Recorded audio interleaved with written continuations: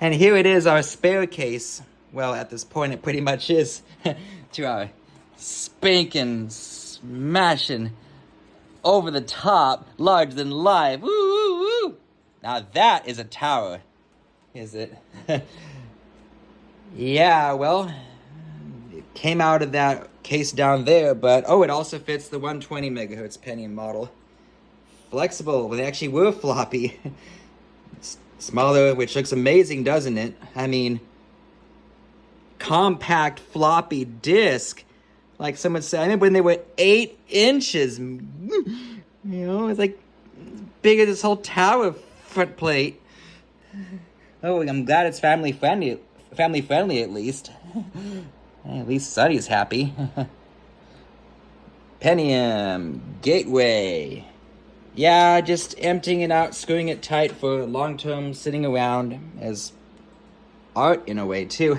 Oh man, we used to have a Phantom 2, 125 watt chip in there. Oh man, it was like a 1090T. Had the noisiest, beefiest 80mm fans here.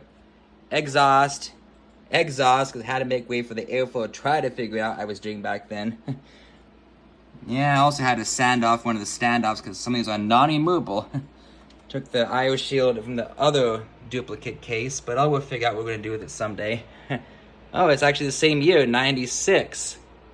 Whereas the other one is August 96.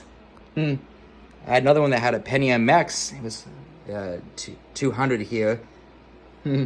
Yelled front panel though. Had it many years ago though. Yeah. Yeah, climb to new heights with Gateway.